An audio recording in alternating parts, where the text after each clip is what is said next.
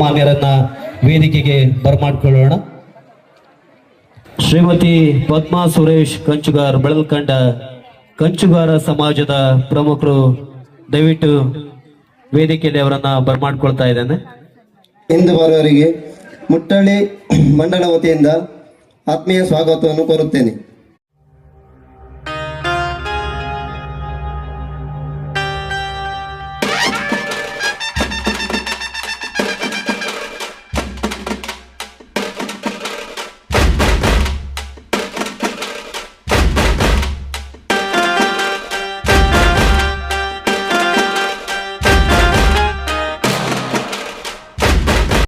ನಮಸ್ಕಾರಗಳು. ದೀಪವನ್ನ ಬೆಳಗಿಸುವ ಮೂಲಕ ಕಾರ್ಯಕ್ರಮಕ್ಕೆ ವಿದ್ಯುತ್ ಚಾಲನೆಯನ್ನ ನೀಡಿದಂತ ಎಲ್ಲ ಗಣ್ಯರಿಗೂ ಧನ್ಯವಾದಗಳನ್ನ ಸಮರ್ಪಿಸುತ್ತಾ ಈಗ ವೇದಿಕೆಯಲ್ಲಿ ತಾಯಿ ಭಾರತ ಮಾತೆಯ ಭಾವಚಿತ್ರಕ್ಕೆ ಪುಷ್ಪಾರ್ಚನೆ ನಡೀತಾ ಇದೆ. ರಾಷ್ಟ್ರೀಯ ಸ್ವಯಂ ಸೇವಕ ಸಂಘ 3 ವರ್ಷ ಆಯಿತು ಪ್ರಾರಂಭ. ಸಂಘ ಶತಾಬ್ದಿ ವರ್ಷಾಚರಣೆಯ ಹಿನ್ನೆಲೆಯಲ್ಲಿ ಇಡೀ ದೇಶಾದ್ಯಂತ ಮಂಡಲ ಮಟ್ಟದಲ್ಲಿ ಸಮಾವೇಶಗಳು ನಡೆದಿವೆ. ಹಿಂದೂ ಸಮ್ಮೇಳನ, ಹಿಂದೂ ಸಮಾವೇಶ, ಹಿಂದೂ ಸಂಗಮ ಮೇಲೆ ಹಿಂದೂಗಳಿಗೆ ಹಿಂದುತ್ವದ ವಿಚಾರಧಾರೆಯನ್ನು ಮುಟ್ಟಿಸುವ ಉದ್ದೇಶ ಇಟ್ಟುಕೊಂಡು ಈ ಕಾರ್ಯಕ್ರಮವನ್ನು ಯೋಜನೆ ಮಾಡಲಾಗಿದೆ. ಕರ್ನಾಟಕದಲ್ಲಿ 5,000 ಕಾರ್ಯಕ್ರಮಗಳು ಈ ರೀತಿ ನಡೀತಾ ಇವೆ. ದೇಶದಲ್ಲಿ 1,00,000 ಕಾರ್ಯಕ್ರಮ ಈ ರೀತಿ ನಡೀತಾ ಇವೆ.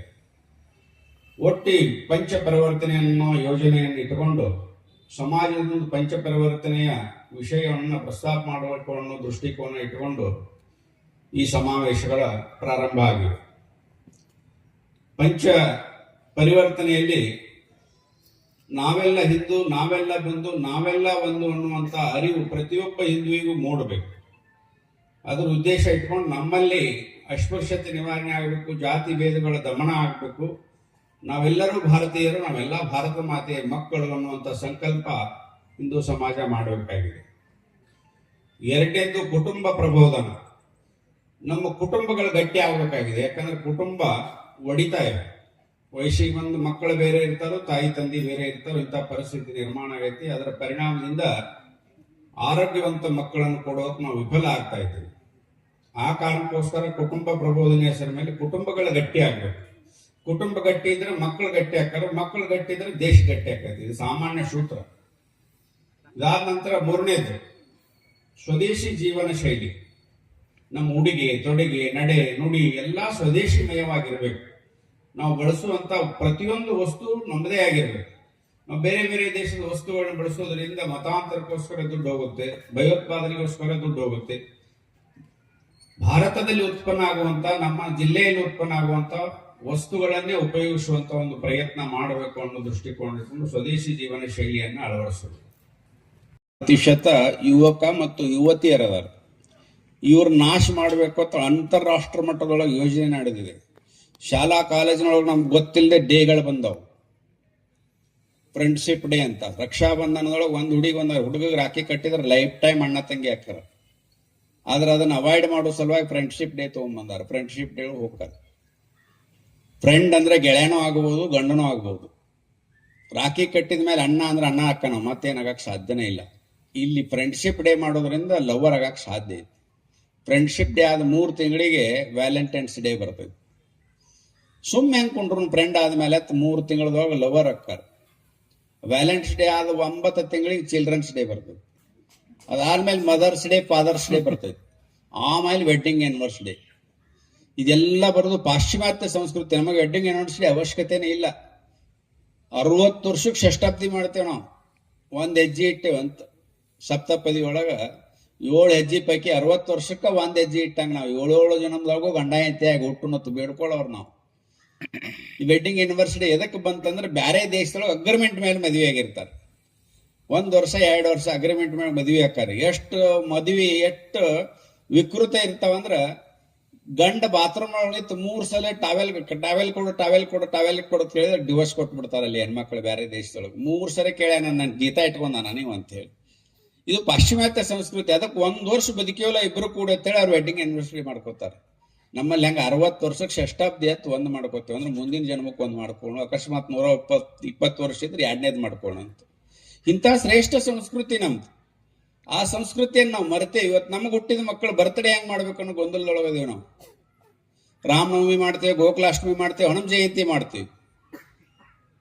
ಆದ್ರೆ ನಮ್ಗೆ ಹುಟ್ಟಿದ ಮಕ್ಕಳು ಬರ್ತಡೇ ಹೆಂಗ್ ಮಾಡ್ಬೇಕು? ಅಂಗಡಿಗೆ ಹೋಗಿ ಕೇಕ ತಗೊಂಡ್ಬರುದು, ಮಗ್ಗಲ ಮನೆಯವ್ರ ಹತ್ರ ಕತ್ರಿನ ತಗೊಂಡ್ಬರುದು, ಇನ್ನೊಬ್ಬನ ಹತ್ರ ಚಾಕುನ ತಗೊಂಡ್ಬರುದು, ಅದನ್ನ ಇಡುದು, ತನ್ನೆಲ್ಲ ಬಂಧು ಬಳಗ ಸೇರುದು. ಆ ಮಗು ಓದಾಕ್ ಒಲ್ಲೆತಿರ್ತೈತೆ. ಯಾಕಂದ್ರೆ ಭಗವಂತ ಆ ಮಕ್ಕಳಿಗೆ ದೀಪ ಹರಸತ್ ಹೇಳಿ ಕಳ್ಸಂಗಿಲ್ಲ, ದೀಪ ಹಚ್ಚತ್ ಹೇಳಿ ಕಳ್ಸಿರ್ತಾನೆ. ಅದು ಊದ್ಲಿಲ್ಲ ಅಂದ್ರೆ ತಂದೆ ತಾಯಿ ಊದ್ತಾರ ಅದ್ರ ಜೊತೆ.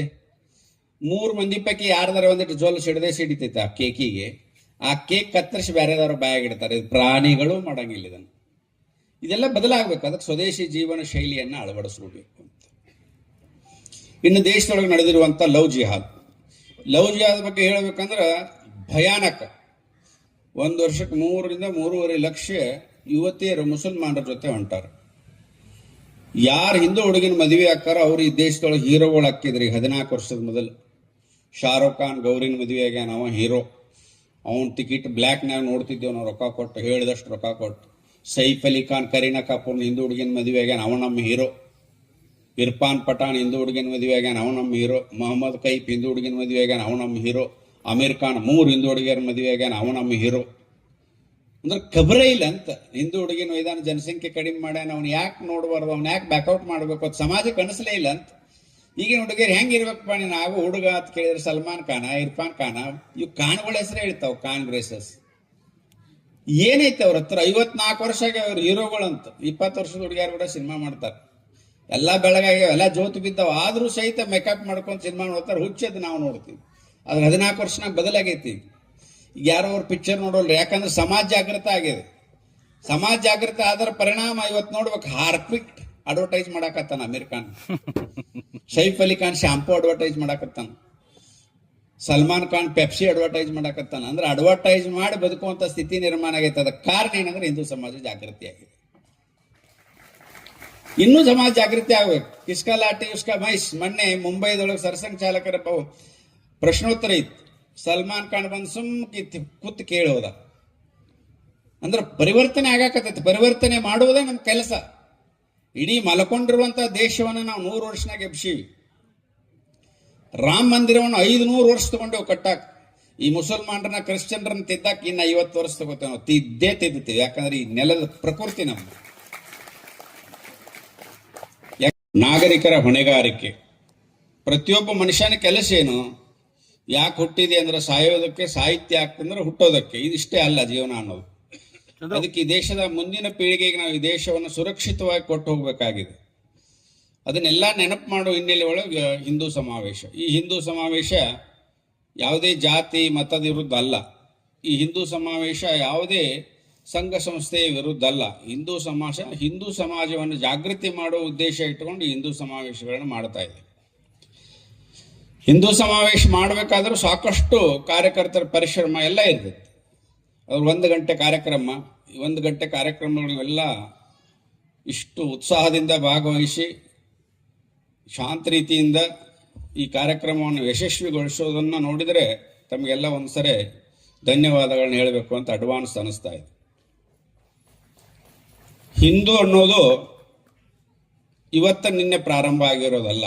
ಸೃಷ್ಟಿ ಪ್ರಾರಂಭ ಆಗೈತಿ, ಇವಾಗ ಸೂರ್ಯಚಂದ್ರದವರು ಪ್ರಕೃತಿ ಪ್ರಾರಂಭ ಆಗಿದೆ. ಅವತ್ತಿನಿಂದ ನಮ್ಮ ಅಂದಾಜು ಲೆಕ್ಕದೊಳಗೆ 50,000 ವರ್ಷಗಳಿಂದ ಹಿಂದೂ ಧರ್ಮ ಭೂಮಿ ಮೇಲೆ ಇದೆ. ಆದರೆ ಇವತ್ತಿನ ದಿನ ಎಲ್ಲ ಧರ್ಮ ಸಮ ಅಂಥೇಳಿ ಹೇಳುವಂಥ ಒಂದು ಪ್ರಯತ್ನ ನಡೀತಾ ಇದೆ. ನಿನ್ನೆ ಮೊನ್ನೆ ಹುಟ್ಟಿದಂಥ ಇಸ್ಲಾಂ ಹಿಂದೂ ಧರ್ಮದ ಜೊತೆ ಹೇಗೆ ಸಮ ಆಗೋದಕ್ಕೆ ಸಾಧ್ಯ? 1400 ವರ್ಷದ ಹಿಂದೆ ಹುಟ್ಟೈತಿ. ಪೈಗಂಬರ್ ಅದನ್ನು ಸ್ಥಾಪನೆ ಮಾಡ್ಯಾರೋ, ಪುರಾಣ ಗ್ರಂಥ ಇಟ್ಟಾರು. 50,000 ವರ್ಷದ ಜೊತೆ 1440 ವರ್ಷ ಹೆಂಗೆ ಜೋಡ್ಸಕ್ಕೆ ಸಾಧ್ಯ ಐತಿ? 2026 ವರ್ಷಗಳ ಹಿಂದೆ ಕ್ರೈಸ್ತ ಮತ ಹುಟ್ಟಿದೆ. ಯೇಸು ಕ್ರಿಸ್ತ ಪ್ರಾರಂಭ ಮಾಡ್ಯಾರು. ಬೈಬಲ್ ಅನ್ನುವಂಥ ಒಂದು ಗ್ರಂಥ ಇಟ್ಟಾರು. ಬರೀ 2500 ವರ್ಷದ ಹಿಂದೆ ಹುಟ್ಟಿದಂಥ ಕ್ರೈಸ್ತ ಮತ ಹಿಂದೂ ಧರ್ಮದ ಕೂಡ ಹೇಗೆ ಬೆರೆಯೋದಕ್ಕೆ ಸಾಧ್ಯ? ಹೇಗೆ ಸಮ ಆಗೋದಕ್ಕೆ ಸಾಧ್ಯ? ನಮ್ಮನ್ನು ಇದನ್ನ ಸುಳ್ಳು ಹೇಳ್ಯಾರ. ನಮಗೆ 50,000 ವರ್ಷಗಳ ಜಗತ್ತ ಅರಿವಿ ಹಾಕೊಳಕ್ಕೆ ಕಲ್ತಿರ್ಲಿಲ್ಲ. ತಪ್ಲ ಸುತ್ತಕೊಂಡು ಅಡ್ಡಾಡ್ತಿದ್ವು. ಅಂಥ ಟೈಮ್ದೊಳಗೆ ನಾವು ಸೀತಾಮಾತೆಗೆ ರೇಷ್ಮೆ ಸೀರೆ ಉಡಿಸಿದ್ವಿ. ಅಂಥ ಟೈಮ್ದೊಳಗೆ ನಾವು ಪುಷ್ಪಕ ವಿಮಾನದೊಳಗೆ ಅಡ್ಡಾಡೀವಿ. ಅಂಥ ಟೈಮ್ದೊಳಗೆ ನಾವು ನಳಪಾಕ ಮಾಡೇವಿ. ಅಂಥ ಪವಿತ್ರವಾದ ಸನಾತನ ಸಂಸ್ಕೃತಿ ಇದು. ಇವತ್ತಿನ ದಿನ ಆ ಸನಾತನ ಸಂಸ್ಕೃತಿಯನ್ನು ಮರಿತಾ ಇದೆ. ಭಾರತದಲ್ಲಿ ಒಟ್ಟು 4 ಥರ ಹಿಂದೂಗಳು ಅದಾರ. ಒಂದನೇ ಸಾಲಿನಲ್ಲಿ ಬರುವಂಥ ಹಿಂದೂಗಳು ಸ್ವಾಭಿಮಾನದಿಂದ ಹೇಳು ನಾನೊಬ್ಬ ಹಿಂದೂ, ಗರ್ವಸೆ ಕಹೋ ಹಮ್ ಹಿಂದೂ ಹೈ ಅಂತ ಹೇಳುವಂಥದ್ದು ಒಂದು ಹಿಂದೂ ಕೆಟಗರಿ. ಎರಡನೇ ಹಿಂದೂ ಕೆಟಗರಿ, ಹಿಂದೂ ಅಂತ ಗೊತ್ತು, ಆದ್ರೆ ನಾನು ಬಹಿರಂಗವಾಗಿ ಹಿಂದೂ ಅಂತ ಹೇಳ್ಕೊಳಂಗಿಲ್ಲ. ಮನ್ಯಾಗ ಗಂಡ ಹೆಂಡತಿ ಮಾತಾಡಕ್ಕೆ ಮಾತ್ರ ನಾವು ಹಿಂದೂಗಳದೀವಿ ಅಂತ ಮಾತಾಡ್ಕೋತಾರೆ. ಇದು ಎರಡನೇ ಕೆಟಗರಿ. ಇನ್ನು ಮೂರನೇ ಕೆಟಗರಿ ಬರ್ತೈತಿ. ನಾವು ಹಿಂದೂ ಯಾಕೆ ಹೇಳ್ಕೋಬೇಕು? ಸುಮ್ಮನೆ ನೋಡೋಣ, ಪ್ರಸಂಗ ಬಂದಾಗ ಹೇಳ್ಕೊಳ್ಳೋಣ. ಸುಮ್ಮನೆ ಯಾಕೆ ಈಗ ಹೇಳ್ಕೊಂಡು ಮಗ್ಗಲ ಮನೆಯವ್ರನ್ನ ಉರಿದು ಕಟ್ಕೊಳ್ಳೋದು ಅಂತೇಳಿ ಕುಂಡ್ರುವಂಥ ಹಿಂದೂಗಳು. ಹಿಂದೂ ಅನ್ನೋದು ಗೊತ್ತೈತೆ ಅವ್ರಿಗೆ, ಆದ್ರೂ ಸುಮ್ಮಿರ್ತಾರೆ. ಇನ್ನೊಂದು 4ನೇ ಕೆಟಗರಿ ಹಿಂದೂ ಬರ್ತೈತಿ. ಹಿಂದೂ ಅನ್ನೋದನ್ನ ಮರೆತು ಬಿಟ್ಟಾರೆ. ಯಾರು ಅನ್ನೋದನ್ನ ಮರೆತು ಬಿಟ್ಟಾರೆ. ಹಿಂದೂ ಅನ್ನೋದನ್ನ ಮರೆತು ಬಿಟ್ಟಾರೆ. ಯಾಕೆ ಮರೆತು ಬಿಟ್ಟಾರೆ? ಅವ್ರು ಯಾರು ಮರೆತವ್ರು ಅಂದ್ರೆ ಅದೇ ಮುಸಲ್ಮಾನರು, ಕ್ರಿಶ್ಚಿಯನ್ರು. ಅವ್ರ ಮೂಲ ಪೂರ್ವಜರು ಹಿಂದೂಗಳೇ. ನಮ್ಮ ಮುತ್ತಾತ ತಪ್ಪು ಮಾಡಿರ್ಲಿಕ್ಕಂದ್ರೆ ಇವತ್ತಿನ ಮುಸಲ್ಮಾನರು, ಕ್ರೈಸ್ತರು ಹುಟ್ಟುತ್ತಿರಲಿಲ್ಲ. ನಮ್ಮ ಮುತ್ತಾತ ತಪ್ಪು ಮಾಡಿದ ಪರಿಣಾಮ ಇವತ್ತು ಹಿಂದೂಗಳು, ಮುಸಲ್ಮಾನರು ಮತ್ತು ಕ್ರೈಸ್ತರು ಹುಟ್ಟಾರೆ. ಅಂದ್ರೆ ಈಗ ನಮ್ದು 100 ವರ್ಷದಿಂದ ಒಂದು ಗಾಡಿ ಕಳೆದಿತ್ತಪ್ಪ, ಕಾರ್. ಆ ಕಾರಿನ ನೇಮ್ ಪ್ಲೇಟ್ ಚೇಂಜ್ ಮಾಡಿದರು, ಟೈರ್ ಚೇಂಜ್ ಮಾಡಿದರು, ಮಾಡೆಲ್ ಚೇಂಜ್ ಮಾಡಿದರು, ಕಲರ್ ಚೇಂಜ್ ಮಾಡಿದರು. ಅವ್ರ ಚೆಸ್ಸಿ ನಂಬರ್ ಚೇಂಜ್ ಮಾಡಕ್ಕೆ ಸಾಧ್ಯ ಇತ್ತು? ಚೆಸ್ಸಿ ನಂಬರ್ ನಮ್ಮದೇ ಇತ್ತು. ನೀವು ಉಪಾಸನೆ ಮಾಡಿ, ಯಾರು ಬೇಡ ಅಂತಾರೆ. ನೀವು ನಮಾಜ್ ಮಾಡ್ರಿ, ಓದ್ರಿ, ಏನು ಬೇಕಾದ್ರೆ ಮಾಡ್ರಿ, ನಮಗೇನು ಫರಕ್ ಆಗೋದೈತಿ? ಭಾರತ ಅಂತ ಬಂದಾಗ ನಾವು ಭಾರತ್ ಮಾತಾಕಿ ಜೈ ಹೇಳಬೇಕು. ತಾಯಿಗೆ ಒಂದೇ ಮಾತ್ರ ಹೇಳಬೇಕು. ತಾಯಿಗೆ ಜೈ ಹೇಳಬೇಕು. ಹುಟ್ಟಿದಂಥ ಮಗ, ತಾಯಿಗೆ ಹುಟ್ಟಿದ ಮಗ ತಾಯಿಗೆ ಜೈಕಾರ ಹೇಳಲೇಬೇಕು. ಅಕಸ್ಮಾತ್ ಹೇಳಂಗಿಲ್ಲ ಅಂದ್ರೆ ಹುಟ್ಟುವೊಳಗೆ ಎಲ್ಲೋ ಗಡಿಬಿಡಿ ಆಗೈತೆ ಅಂತ ಅರ್ಥ. ಆ ಗಡಿಬಿಡಿ ಸಂತತಿಗಳು ಇವತ್ತು ಭಾರತ್ ಮಾತಾಕಿ ಜೈ ಹೇಳ್ತಾ ಇಲ್ಲ. ಆ ಗಡಿಬಿಡಿ ಸಂತತಿಗಳು ಇವತ್ತು ಒಂದೇ ಮಾತ್ರ ಹೇಳ್ತಾ ಇಲ್ಲ. ಯಾಕೆ ಹೇಳ್ತಾ ಇಲ್ಲ ಅಂದ್ರೆ ನಾ ಹಿಂದೂ ದೇಶದೊಳಗೆ ಓದಿನಿ, ಹಿಂದೂ ದೇಶದ ಅನ್ನ ಉಣ್ತೀನಿ ಅನ್ನೋ ಅರಿವೇ ಇಲ್ಲ. ಅದಕ್ಕೆ ಹಿಂದುತ್ವವನ್ನು ಮರೆತಂಥವ್ರನ್ನು ಸರಿ ಮಾಡಬೇಕಾಗಿದೆ. ಹಿಂದೆ ಮುಸಲ್ಮಾನರ ದಬ್ಬಾಳಿಕೆ ಒಳಗೆ, ಮೊಘಲರ ದಬ್ಬಾಳಿಕೆ ಒಳಗೆ ಜೀವಕ್ಕೆ ಹೆದರಿ ಮುಸಲ್ಮಾನರು ಆದವರು ಇವತ್ತು ಹಿಂದುತ್ವದ ಪ್ರಭಾವದೊಳಗೆ ಬೆರೆತು ಹಿಂದೂ ಆಗೋದ್ರಲ್ಲಿ ಏನು ಡೌಟ್ ಇಲ್ಲ. ಇವತ್ತು ಸಾಕಷ್ಟು ಮುಸಲ್ಮಾನರೊಳಗೂ ಭಾರತ್ ಮತ ಜೈ ಹೇಳುವಂಥವ್ರು ಚಾಲು ಆಗ್ಯಾರ. APJ ಅಬ್ದುಲ್ ಕಲಾಂ ಇರ್ಬೋದು, ಶಿಶ್ನಾಳ್ ಶರೀಫ್ ಇರ್ಬೋದು, ರಸ್ಕಾನ್ ಕವಿ ಇರ್ಬೋದು, ಸಿಕಂದರ್ ಭಕ್ತ್ ಇರ್ಬೋದು, ಹಲವಾರು ಮುಸಲ್ಮಾನರು ಭಾರತದ ಬಗ್ಗೆ ಕೆಲಸ ಮಾಡಿದವರು ಅದಾರ. ಆದರೆ ಇವತ್ತು ಒಂದಿಷ್ಟು ಜನ ಕಟ್ಟರ್ವಾದಿಗಳಂತಾರೆ, ಮೂಲಭೂತವಾದಿಗಳು, ಅವರು ಹಿಂದುತ್ವವನ್ನು ಹೇಳಿಸುವಂತ ಒಂದು ಪ್ರಯತ್ನ ಮಾಡ್ತಾ ಇದೆ. ಇದಕ್ಕೆಲ್ಲ ಏನಾಗ್ಬೇಕಂದ್ರೆ ಹಿಂದೂ ಸಮಾಜ ಜಾಗೃತಿ ಆಗ್ಬೇಕು. ಹಿಂದೂ ಸಮಾಜ ಜಾಗೃತಿ ಆದ್ರೆ ಎಲ್ಲ ಸರಿ ಆಕೈತೆ. ಕಿಸ್ಕಾ ಲಾಟಿ ಉಸ್ಕಾ ಭೈಂಸ್. ನೇಮ್ ಇಷ್ಟ ಇದೆ. ಎಲ್ಲಿ ಶಕ್ತಿ ಇರ್ತೈತೆ ಅಲ್ಲಿ ಶಾಂತಿ, ನೆಮ್ಮದಿ ಎಲ್ಲ ಇರೋದಕ್ಕೆ ಸಾಧ್ಯತೆ. ಅದಕ್ಕೆ ಹಿಂದೂ ಸಮಾಜ ಶಕ್ತಿಯುತ ಆಗ್ಬೇಕು. ಶಕ್ತಿಯುತ ಆಗೋದಕ್ಕೆ ಏನ್ ಮಾಡಬೇಕು? ಒಳ್ಳೆ ವ್ಯಕ್ತಿ ನಿರ್ಮಾಣ ಆಗ್ಬೇಕು. ಆ ಒಳ್ಳೆ ವ್ಯಕ್ತಿ ನಿರ್ಮಾಣ ಮಾಡೋ ಕೆಲಸನೇ ರಾಷ್ಟ್ರೀಯ ಸ್ವಯಂ ಸೇವಕ ಸಂಘ 100 ವರ್ಷದಿಂದ ಪ್ರಾರಂಭ ಮಾಡಿತು. ಅವತ್ತು ಡಾಕ್ಟರ್ ಜಿ ಅವ್ರ ಸಂಘ ಪ್ರಾರಂಭ ಮಾಡಿದಾಗ ಜನ ನಗುತ್ತಿದ್ರು. ಒಂದು 8 ಹುಡುಗರನ್ನ ಕರ್ಕೊಂಡು ಕಬಡ್ಡಿ ಆಟ ಆಡಿದ್ರೆ ದೇಶ ಉದ್ಧಾರ ಆಕೈತೆ ಅಂತೇಳಿ ಡಾಕ್ಟರ್ ಜಿ ಅವ್ರು ನೋಡಿ ಗೇಲಿ ಮಾಡ್ತಿದ್ರು. ಅವ್ರಿಗೆ ಹುಚ್ಚರ ನಾಯಕ ಅಂತ ಹೇಳ್ತಿದ್ರು, ಗವಾರೋಂಕ ಹೆಡ್ ಅಂತ ಹೇಳ್ತಿದ್ರು ಡಾಕ್ಟರ್ ಹೆಡ್ಗೇವಾರ್. ಅದೇ 4-5 ಹುಡುಗರನ್ನ ಕರ್ಕೊಂಡು 1925 ವಿಜಯದಶಮಿ ದಿನ ನಾಗಪುರದ ಮೋಹಿತೇವಾಡಿ ಎಂಬ ಹಳೆ ಕೋಟೆ ಒಳಗೆ ಸಂಘದ ಶಾಖೆಯನ್ನು ಪ್ರಾರಂಭ ಮಾಡಿದರು. ಅವತ್ತ ಹೇಳಿದ್ರು ಅವರು, ಬರುವಂತ 100 ವರ್ಷದೊಳಗೆ ಜಗತ್ತ ಮೆಚ್ಚುವಂತ ವ್ಯಕ್ತಿನ ಈ ಶಾಖೆ ಒಳಗೆ ನಾ ತಯಾರು ಮಾಡ್ತೀನಿ ಅಂತ. ಇವತ್ತು ಜಗತ್ತು ಮೆಚ್ಚುವಂತ ವ್ಯಕ್ತಿನ ತಯಾರು ಮಾಡಿದ RSS ರಾಷ್ಟ್ರೀಯ ಸ್ವಯಂ ಸೇವಕ ಸಂಘ. ವಿಶ್ವದ ನಂಬರ್ 1 ನಾಯಕ ಯಾರು ಅಂತ ನಾ ಹೆಸರು ಹೇಳಂಗಿಲ್ಲ, ನಿಮ್ಗೆ ಗೊತ್ತಕ್ಕದು. ಜಗತ್ತಿನ ಯಾವುದೇ ದೇಶಕ್ಕೆ ಹೋದ್ರು ವೈಟ್ ಹೌಸ್ ಇಂದ ರತ್ನ ಗಂಬಳಿ ಹಾಸಿ 1 ತಾಸು ಬಂದು ವೇಟ್ ಮಾಡ್ತಾರೆ ವಿಮಾನ ನಿಲ್ದೊಳಗೆ, ಭಾರತದ ಸ್ವಯಂ ಸೇವಕ ಹೋದ್ರ. ಅಂತ ಸ್ಥಿತಿ ನಿರ್ಮಾಣ ಆಗಿದೆ. ಅದಕ್ಕೆ ಮೂಲ ಕಾರಣ ರಾಷ್ಟ್ರೀಯ ಸ್ವಯಂ ಸೇವಕ ಸಂಘ. ಇವತ್ತು ಹಿಂದೂಗಳು ಹಿಂದೂ ಅಂತ ಹೇಳ್ಕೊಳ್ಳುವಂತ ಸ್ವಾಭಿಮಾನ ಕ್ರಿಯೇಟ್ ಆಗಿದ್ದ ಸಂಘದ ಶಾಖೆಯಿಂದ. ಡಾಕ್ಟರ್ ಜಿ ಅವ್ರ ಸಂಘದ ಶಾಖೆ ಏನು ಹೊಸದು ಮಾಡಲಿಲ್ಲ. ಹಿಂದಕ ಚಾಣಕ್ಯರಿದ್ದರು. ಅಧರ್ಮದ ಮಾರ್ಗ ಹಿಡಿದಿರುವಂತ ರಾಜನನ್ನ ಕೆಳಗಿಳಿಸಿ ಧರ್ಮ ಸಂಸ್ಥಾಪನೆಯನ್ನ ಮಾಡಿದ್ರು, ಮತ್ತೊಬ್ಬ ರಾಜನ ಕ್ರಿಯೇಟ್ ಮಾಡಿ. ಅದಕ್ಕಿಂತ ಮುಂಚೆ ಶಂಕರಾಚಾರ್ಯರಿದ್ರು. 52 ಶಕ್ತಿಪೀಠಗಳನ್ನು ಮಾಡಿ ಇಡೀ ದೇಶ ನಾವೆಲ್ಲ ಒಂದೇ, ನಾವೆಲ್ಲ ಹಿಂದೂ, ನಾವೆಲ್ಲ ಬಂಧು ಅಂತೇಳಿ ಗಂಗಾ ನದಿ ಎಲ್ಲರಿಗೂ ಪವಿತ್ರ, ಎಲ್ಲ ಜ್ಯೋತಿರ್ಲಿಂಗಗಳ ಪವಿತ್ರ, ಎಲ್ಲ ಶಕ್ತಿ ಕೀಟಗಳ ಪವಿತ್ರ, ಇಡೀ ದೇಶ ಒಂದೇ ಅನ್ನೋದನ್ನ ಆಧ್ಯಾತ್ಮಿಕವಾಗಿ ಬೆಸೆದು ಹೋದರು. ಅದಾದ ಮೇಲೆ ಛತ್ರಪತಿ ಶಿವಾಜಿ ಮಹಾರಾಜರು ಬಂದರು. ಛತ್ರಪತಿ ಶಿವಾಜಿ ಮಹಾರಾಜರು ಹಿಂದ್ವಿ ಸ್ವರಾಜ್ಯವನ್ನು ಸ್ಥಾಪನೆ ಮಾಡಿದ್ರು. ಮರಾಠ ಸಮಾಜ ಅಲ್ಲ, ಹಿಂದ್ವಿ ಸ್ವರಾಜ್ಯ. ನಮ್ಮ ಇತಿಹಾಸ ಏನು ಹೇಳ್ತದೆ, ಬ್ರಿಟಿಷರು ಅದನ್ನು ತಿದ್ದುಪಡಿ ಮಾಡಿ ಶಿವಾಜಿ ಒಂದು ದೊಡ್ಡ ಫೋಟೋ ಹಾಕೋದು, ಶಿವಾಜಿ ಶಹಾಜಿ ಮಗ, ಜೀಜಾಮಾತೆ ಮಗ, ಮರಾಠ ರಾಜ ಅಂತ ಅವನ ಇತಿಹಾಸ ಮುಗಿಸ್ಬಿಟ್ರು.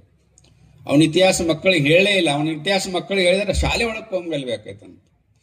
ಅಫ್ಜಲ್ ಖಾನನ್ ಹೆಂಗ ಹರದ ಅಂದ್ರೆ ಹೊಟ್ಟೆ ಹರಿದು ಕೊಂದ ಅಂತ ಹೇಳಿ ಇತಿಹಾಸ ಹೇಳ್ತದೆ. ಆದ್ರೆ ಅದನ್ನ ನಮ್ಮ ಮಕ್ಕಳಿಗೆ ಏನ್ ಹೇಳಿದ್ರು, ಅಫ್ಜಲ್ ಖಾನ್ 7 ಫೂಟ್ ಇದ್ದ, ಶಿವಾಜಿ 5 ಫೂಟ್ ಇದ್ದ, ಇಬ್ರು ಆಲಿಂಗನ ಮಾಡಿದ್ರು, ಹಾರ್ಟ್ ಅಟ್ಯಾಕ್ ಆಗಿ ಸತ್ತ ಅಂತ ಮಕ್ಕಳಿಗೆ ಹೇಳ್ತಾರೆ. ಮಕ್ಕಳಿಗೆ ಸ್ವಾಭಿಮಾನ ಅನ್ನೋದು ಎಲ್ಲಿ ಬರಬೇಕು? ಆ ಸ್ವಾಭಿಮಾನ ಅನ್ನೋದು ಬರಬೇಕಾದ್ರೆ ನೈಜ ಇತಿಹಾಸ ಹೇಳ್ಬೇಕು. ಮೊಹಮ್ಮದ್ ಗೋರಿ 17 ಬಾರಿ ದಂಡ ಎತ್ತಿ ಬಂದ ಅಂತೇಳಿ ಇತಿಹಾಸದೊಳಗೆ ಹೇಳ್ತಾರೆ. 17 ಬಾರಿ ದಂಡ ಎತ್ತಿ ಬಂದ್ರು ಸಹಿತ 17 ಬಾರಿ ಸೋತು ಸುನ್ನಾಗಿ ಹೋಗ್ಯಾನ. ಅದನ್ನ ಹೇಳಂಗಿಲ್ಲ, ಅದನ್ನ ಹೇಳೇ ಇಲ್ಲ ನಮ್ಮ ಮಕ್ಕಳಿಗೆ. ಬರೀ ದಾಳಿ ಮಾಡಿದ, ಲೂಟಿ ಮಾಡಿದ, ಇದನ್ನೇ ಹೇಳಿದ್ದಾರೆ. ಪ್ರತಿ ಸಾರಿನೂ ಪೃಥ್ವಿರಾಜ್ ಚೌಹಾಣ್ ಕಾಲು ಹಿಡ್ಕೊಂಡು ನನಗೆ ಜೀವದಾನ ಮಾಡ ಅಂತೇಳಿ. ಪೃಥ್ವಿರಾಜ್ ಚೌಹಾಣ್ ಹೋಗು ಕಾಲು ಬಿದ್ದೆ ಅಂದ್ರೆ ಮುಗೀತು, ಬದುಕು ಹೋಗಂತ ಕಳಿಸ್ಯಾನ 16 ಬಾರಿ. 17ನೇ ಬಾರಿಗೆ ಮಾವ ಹಳ್ಯಾಗ ಜಗಳ ಬತ್ತು ಹೆಣ್ಣಿನ ವಿಷಯದೊಳಗೆ, ಜಯಚಂದ್ರಗ ಮತ್ತು ಪೃಥ್ವಿರಾಜಾಗ. ಜಯಚಂದ್ರನ ಮಗಳನ್ನ ಪೃಥ್ವಿರಾಜ ಪ್ರೀತಿಸ್ತಿದ್ದ, ಅವ್ನು ಕೊಡೋ ಮನಸ್ಸಿರ್ಲಿಲ್ಲ. ಹಿಂಗಾಗಿ ಜಗಳ ಬಂತು. ಮೊಹಮ್ಮದ್ ಗೋರಿ ಜೊತೆ ಸೇರ್ಕೊಂಡ್ಬಿಟ್ಟ ಜಯಚಂದ್ರ. ಸೇರ್ಕೊಂಡಾಗ ಕುಲಕ್ಕೆ ಮೃತ್ಯು ಕೊಡ್ಲಿಕ್ಕೆ ಅನ್ನುವಂಗ ಪೃಥ್ವಿರಾಜ್ ಚೌಹಾಣ್ ಸೋತ. ಇದನ್ನ ಮಕ್ಕಳಿಗೆ ಹೇಳಲಿಲ್ಲ. ಪೃಥ್ವಿರಾಜ್ ಚೌಹಾಣ್ ಸೋತ. ಪೃಥ್ವಿರಾಜ್ ಸುಮ್ಮನೆ ಸೋಲಿಲ್ಲ. 16 ಬಾರಿ ಕ್ಷಮಾ ಮಾಡಿದಂತ ಪೃಥ್ವಿರಾಜ್ ಚೌಹಾಣನ್ನ ಬಿಡಬೇಕಾಗಿತ್ತು ಅಥವಾ ಗಡಿಪಾರು ಮಾಡಬೇಕಾಗಿತ್ತು. ಹಂಗೆ ಮಾಡಲಿಲ್ಲ ಮೊಹಮ್ಮದ್ ಗೋರಿ. ಅಫ್ಘಾನಿಸ್ತಾನದ ಕಾಬೂಲ್ದೊಳಗೆ ಕರ್ಕೊಂಡೋಗಿ ಜೀವಂತ 2 ಕಣ್ಣು ಕಿತ್ತಿದ. ಕಣ್ಣು ಕಿತ್ತಿ ಕತ್ತಲ ಕೋಲಿ ಒಳಗೆ ಹಾಕಿದ. ಅವಾಗ ಪೃಥ್ವಿರಾಜ್ ಚೌಹಾಣ್ 16 ಬಾರಿ ಸೋಲಿಸಿದ. ಈ ರೀತಿ ಕ್ರೂರಿ ಕೆಲಸ ಮಾಡ್ತಾನಂದ್ರೆ ಇವನು ಗೋರಿ ಇಲ್ಲೇ ತೋಡಬೇಕು ಅಂತೇಳಿ 2 ಕಣ್ಣು ಕಿತ್ತಿದ್ರು ನಿಶ್ಚಯ ಮಾಡಿದ್ದ. ಶಬ್ದವೇದಿ ವಿದ್ಯಾ ಬರ್ತಿತ್ತು. ಶಬ್ದವೇದಿ ವಿದ್ಯಾ ನಾ ಪ್ರಯೋಗ ಮಾಡ್ತೀನಿ, ಸಭಾದೊಳಗೆ ನಾ ಶಬ್ದವೇದಿ ಪ್ರಯೋಗ ಮಾಡ್ತೀನಿ ಅಂದಾಗ ಮೊಹಮ್ಮದ್ ಗೋರಿ ಕಣ್ಣು ಕಿತ್ತೈತಿ, ರಕ್ತ ಹರಿತೈತಿ, ಜರ್ಜರಿತ ಆಗ್ಯಾನ, ಊಟಿಲ್ಲ, ಏನಿಲ್ಲ. ಇವ್ ಹೆಂಗೆ ಶಬ್ದವೇದಿ ಮಾಡ್ತಾನೆ ನೋಡೇ ಬಿಡೋಣ ಅಂಥೇಳಿ ಶಬ್ದವೇದಿ ಏರ್ಪಾಟ್ ಮಾಡಿದ್ರು. ಒಂದು ಹಲಿಗೆಗೆ ಶಬ್ದ ಮಾಡಿದ್ರೆ ಅಲ್ಲಿ ಬಾಣ ಬಿಡಬೇಕು. ಬಾಣ ಬಿಡೋ ಹೊತ್ತಿಗೆ ಕೇಳ್ತಾ ಇಲ್ಲ ಅಂತ ಹೇಳಿದ ಪೃಥ್ವಿರಾಜ್. ಅವಾಗ ಮೊಹಮ್ಮದ್ ಗೋರಿಗೆ ಸಿಟ್ಟು ಬತ್ತು. ಮಾಡ್ತೀನಂತಿ, ಯಾಕೆ ಈಗ ಆಗೋದಿಲ್ಲ, ಯಾಕೆ ಕೇಳೋದಿಲ್ಲ, ನನಗೆ ಶಬ್ದ ಕೇಳಂಗಿಲ್ಲ, ಶಬ್ದವೇದಿ ಏನು ಮಾಡ್ತಾನೆ, ಈಗ ಕೇಳಿತು ಅಂತೇಳಿ ಅಲ್ಲಿಂದನ 2 ಕಣ್ಣಿಲ್ಲ. ಮೊಹಮ್ಮದ್ ಗೋರಿ ಎದಿಗೆ ಬಾಣ ಬಿಡ್ತಾನೆ. ಮೊಹಮ್ಮದ್ ಗೋರಿ ಯಾ ಅಲ್ಲ ತಲ್ಲೇ ಜೀವ ಬಿಡ್ತಾನೆ. ಅಂದ್ರೆ 16 ಬಾರಿ ಸೋಲಿಸಿ ಸುಣ್ಣಾದರೂ 17 ಬಾರಿ ಅವನು ಗೋರಿ ಅಲ್ಲೇ ತೋಡಿ ಬರ್ತಾನೆ. ಇದನ್ನು ನಮ್ಮ ಮಕ್ಕಳಿಗೆ ಹೇಳಿಲ್ಲ. ಶಿವಾಜಿ ಜೀವನ ಚರಿತ್ರೆ ಪೂರ್ಣ ನಮ್ಮ ಮಕ್ಕಳಿಗೆ ಹೇಳಿಲ್ಲ. ಒಬ್ಬ ಶಿವಾಜಿ ಭಕ್ತ ಶಿವಾಜಿ ಜೀವನ ಚರಿತ್ರೆ ಮಕ್ಕಳಿಗೆ ಪರಿಪೂರ್ಣ ಹೇಳಿಬಿಟ್ರೆ ನಾವು ಆಟೋಮೆಟಿಕ್ ದೇಶಭಕ್ತಕ್ಕನ. ಶಿವಾಜಿ ಮಹಾರಾಜರು 12 ವರ್ಷದವ್ರು ಇದ್ರು. ಆದಿಲ್ ಶಾಹಿ ಆಸ್ಥಾನದೊಳಗೆ ಶಿವಾಜಿ ತಂದು ಬೆಂಗಳೂರು ನೋಡ್ಕೊಳ್ಳುವಂಥ ಸುಬೇದಾರ.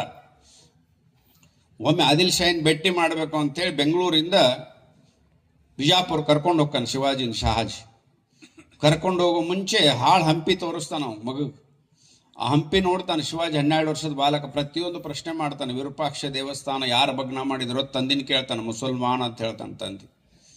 ಈ ಸಾಸ್ವಿ ಕಾಳು ಗಣಪತಿ ಯಾರು ಭಗ್ನ ಮಾಡಿದ್ರು ಅಂತ ಕೇಳ್ತಾನೆ ಶಿವಾಜಿ. ಮುಸಲ್ಮಾನ್ ಅಂತ ಹೇಳ್ತಾನೆ. ಈ ಕಲ್ಲಿನ ರಥ ಯಾರು ಭಗ್ನ ಮಾಡಿದ್ರು ಅಂತ ಕೇಳಿದಾಗ ಮುಸಲ್ಮಾನ್. ಎಲ್ಲದಕ್ಕೂ ಮುಸಲ್ಮಾನ ತೂತು ಬರ್ತದೆ. ಶಿವಾಜಿ ಮಹಾರಾಜ ಆಗ ಯೋಚನೆ ಮಾಡ್ತಾನೆ, ಈ ಹಿಂದ್ವಿ ಸ್ವರಾಜ್ಯವನ್ನು ಕಟ್ಟಿದ್ರಲ್ಲ, ಇದನ್ನು ಹಾಳು ಮಾಡಿದ್ರಲ್ಲ, ನಾ ಮತ್ತೆ ಹಿಂದ್ವಿ ಸ್ವರಾಜ್ಯವನ್ನು ಕಟ್ಟಬೇಕು ಅಂತೇಳಿ ಆದಿಲ್ ಶಾಹಿ ಹತ್ರ ಹೋಗ್ತಾನೆ. ಆದಿಲ್ ಶಾಹಿ ಹತ್ರ ಮುಜರಿ ಹೊಡೆದು ಒಳಗೆ ಹೋಗ್ಬೇಕು. ಮುಜರಿ ಹೊಡೆದು ಒಳಗೆ ಹೋಗ್ಬೇಕಂದ್ರೆ ಒಳಗೆ ಹೋಗಂಗೆ ಶಿವಾಜಿ ಮುಜರಿ ಹೊಡಿದೇ ಇಲ್ಲ, ನೇರವಾಗಿ ಎದಿ ಶಟಿಸ್ ಒಳಗೆ ಹೋಗ್ತಾನೆ. ಆದ್ರೆ ಅವಾಗ ಆದಿಲ್ ಶಾಹಿಗೆ ಸಿಟ್ಟು ಬರ್ತದೆ. ಯಾಕೆ ಮುಜುರಿ ಹೊಡ್ಯಂಗಿಲ್ಲ ನಿನ್ನ ಮಗ ಕಲಿಸ್ಕೊಂಬ ಇನ್ನೊಂದ್ಸರಿ ಬಂದಾಗಂತ ಹೊರಗೆ ಬರ್ತಾನೆ ಶಿವಾಜಿ. ಅಲ್ಲಿ ಒಬ್ಬ ಕಸಾಬ ಗೋ ಹತ್ಯೆ ಮಾಡ್ತಿರ್ತಾನೆ. ಆ ಗೋ ಹತ್ಯೆ ಮಾಡವನ ಕೈಯನ್ನು ಕತ್ತರಿಸ್ತಾನೆ ಶಿವಾಜಿ. 12 ವರ್ಷದ ಬಾಲಕ ಸಣ್ಣ ಖಡ್ಗ ಸಣ್ಣ ಕೈಯ ಕತ್ತರಿಸ್ಬಿಡ್ತಾನೆ. ಕತ್ತರಿಸಿದಾಗ ಮತ್ತೆ ಆದಿಲ್ ಶಾಹಿ ಹತ್ರ ಕರ್ಕೊಂಡು ಹೋಗ್ತಾರ ಅವನು. ಆದಿಲ್ ಶಾಹಿ ಪ್ರಶ್ನೆ ಮಾಡ್ತಾನೆ, ನನ್ನ ರಾಜ್ಯದೊಳಗೆ ಕೈ ಕತ್ತರಿಸೋ ಅಧಿಕಾರ ಯಾರು ಕೊಟ್ಟಾರ ನಿನಗಂತ. ಅವಾಗ ಶಿವಾಜಿ 12 ವರ್ಷದ ಬಾಲಕ ಪ್ರಶ್ನೆ ಮಾಡ್ತಾನೆ. ನಾವೊಂದು ಪ್ರಶ್ನೆ ಕೇಳ್ತೀನಿ, ಆ ಪ್ರಶ್ನೆಗೆ ಉತ್ತರ ಕೊಟ್ರೆ ನೀ ಕೊಟ್ಟ ಶಿಕ್ಷೆಯನ್ನು ಅನುಭವಿಸ್ತೀನಿ ಅಂತೇಳಿ ಸಣ್ಣ ಶಿವಾಜಿ ಹೇಳ್ತಾನೆ. ಅವಾಗ ಶಿವಾಜಿ ಹೇಳಿದಾಗ ಹೇಳೋ ಪ್ರಶ್ನೆ ಕೇಳ್ತಾನೆ, ನಡು ರಸ್ತೆಯಲ್ಲಿ ಯಾರಾದರೂ ನಿನ್ನ ತಾಯಿ ಶರಗ ಜಗ್ಗಿದರೆ ಏನು ಮಾಡ್ತೀಯ ಅಂತ ಕೇಳ್ತಾನೆ ಶಿವಾಜಿ. ಕತ್ತರಿಸಿ ಹಾಕ್ತೀನಿ ಅಂತ ಹೇಳ್ತಾನೆ ಆದಿಲ್ ಶಾಹಿ. ನಾನು ಅದನ್ನು ಮಾಡೀನಿ ಅಂತ ಹೇಳ್ತಾನೆ ಸಣ್ಣ ಶಿವಾಜಿ. ನನ್ನ ತಾಯಿ ಗೋಮಾತೆಯನ್ನು ಕತ್ತರಿಸ್ತಾ ಇದ್ದ, ಅದಕ್ಕೆ ಅವನು ಕೈ ಕತ್ತರಿಸಿನಿ ಅಂತ ಹೇಳ್ತಾನೆ. 12 ವರ್ಷದ ಬಾಲಕನ ಪ್ರಶ್ನೆ ಕೇಳಿ ಹುಚ್ಚು ಹಿಡಿತೈತೆ ಆದಿಲ್ ಶಾಹಿ. ನನ್ನ ಮುಂದೆ ನಿಲ್ಲಿಸ್ಬೇಡ, ಕರ್ಕೊಂಡು ಹೋಗತ್ತೆ ಹೇಳ್ತಾನೆ. ಇದನ್ನು ನಮ್ಮ ಮಕ್ಕಳಿಗೆ ಹೇಳಿಲ್ಲ. ಬ್ರಿಟಿಷ್ ಇದನ್ನೆಲ್ಲ ತಿದ್ದಿ ಪಹಾಡೋಂಕ ಚೂವ ಬೆಟ್ಟದ ಇಲಿ ಅಂತ ಹೇಳ್ಯಾರ ಶಿವಾಜಿಗೆ.